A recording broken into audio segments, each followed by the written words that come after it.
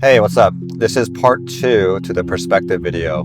When it comes to perspective as a whole, there's two major perspectives that you can look from. One is external perspective, which is basically objective perspective, because the reality is, reality will exist even if the subject doesn't observe the reality. This is a really important point, and I will come back to this and tie this with even quantum physics, because in the quantum physics there's a experiment called double slit experiment. What that implies is really until the observer observes the particles moving through, and it behaves differently. So it sort of justifies this pantheistic or panentheistic view that nothing is real until someone observes. So therefore, it's sort of like saying oh, we can't know anything to be true, that type of mindset. So one of the big perspective is from seeing this reality from an external perspective, and then there's the internal perspective. Internal, of course, this is all of us, all of the human beings that are living in this so-called planet Earth, and we actually are living in a one objective reality, people. Hello. It's not like we all live in a different world. It's just, I know I had a conversation about this with my friend, and then it got heated because of this. And naturally the conversation got carried into the whole subjective reality versus objective reality, relativism and all these different things. Anyhow, so when it comes to the perspective as a whole, this is how I come to conclusion, or this is what I've learned. I'm pretty certain that it is real. The truth is, just because myself, individual, I get to be part of this objective reality, and so by me being part of it, I get to have experience, right? And the experience varies from people to people, sure.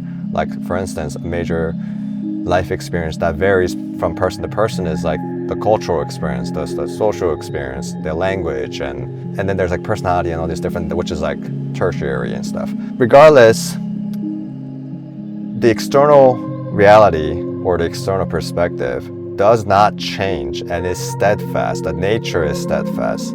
I'll give you an example.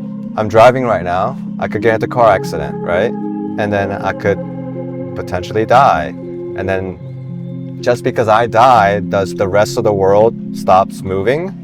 No, it doesn't, right? So this is one of my big points, is that no matter what people say, such as, oh, we all live in a different reality, we all, therefore relativism is justified, and all religion leads to heaven, or whatever you want to believe to this life, and just like you do you, that type of mentality. There's so much flaw in that, and so this is exactly why I'm making these type of videos, to distinguish the truth, for the lack of a better word here. Within an internal world or perspective, you have three basic perspective. This would be first person perspective. Am I real? Right now, what you're looking at me, this is a second person perspective, and this is what every single cameras can only capture. Regardless of what brand, make and model, or what style of camera it is, they're all gonna capture second perspective if the subject happens to be in front of the camera, that is. And the third POV perspective would be two person are having interview, and then there's a third person who is observing the two people having conversation. When we live life, it is true that most people perceive other people and only think about them as a particular thing that they've only known. For example, if I make a friend at a gym and I only see them at a gym, the chances are that person only thinks of me as a gym buddy or a Paul from a gym. Same thing, if I'm in like school and that person like only has seen me in a classroom setting, like a history class or something, right? Oh yeah, that's Paul from history class. Yeah. That's it. That's the only perception they have on you. You know what I mean? Same thing with church or any other social environments. The thing is, we're not just that. As we live life, we're so much more than what the perception or the different version of us that are living inside people's heads. I'm trying to learn more in depth about perspective. Why? Because I want to be able to understand people better when I have conversations or whenever I build relationships. I want to be able to understand that person and be able to like communicate with that person. And why do I want to do that? Because we live in a relational reality. I don't know, like it's good to have a good relationship with people, right? I think that's safe to say, that I think we can all agree to that. In a category of creation, you have to really think about the difference. The nature itself or the reality itself, it is a completely different creation apart from beings. Beings that have their own essence, their own spirit, soul, mind, ability to think and reason, to have emotions and to make free will choices. Regardless, like a being is not the same thing as what we see in the nature, like a tree or a mountain or the rivers, the rocks, etc. Those are all part of a creation, and it's a necessary aspect, an element, fundamentals to the reality, right? But it's not a being with like ability to think and reason and have their own conscious mind. That's what I'm trying to say, right? So for pantheists and for panentheists to argue and say, oh yeah, we're all God, we're all like part of one, so love everybody and just accept everything because we're all same thing, same but different, Why is it important to learn about these different perspectives? And why is it important to be able to distinguish a perspective? Because let me just start you from here. All conception of a being that is a human, right? We can only comprehend the reality and understand what is what, like even distinguishing right and wrong. These are all possible through a language. If there was no language system, how would a human being actually be able to communicate? Communication really is a form of transmitting or transpiring like one's mind to another being effectively. In order for beings like us to actually perceive reality, there's only two different ways, two methods that we use, right? Visual, which is like with sight, right? Because you have to be able to see the reality to comprehend that is a real thing, and to comprehend and distinguish, rather it's from color difference or a locational difference or a separate entity difference, or you know what I mean? Like you have to be able to like know what is what, and you do that and you understand that through visual. But visual is not the only thing. There's other 50%, which is audio or sound. So, and it's kind of ironic because in filmmaking, everything's about visual and sound, because this is the way how the law works. This is the way how God made it. In order for a being to actually even have experience and to express that experience and to share that experience to another being, what other form is there other than language? This really is a stamp on the ground. You know what I mean? This is a checkmate thing. Like nobody can like dispute this. The whole purpose of language is again for communication. But at the same time, you have to have an understanding of perspective within a language.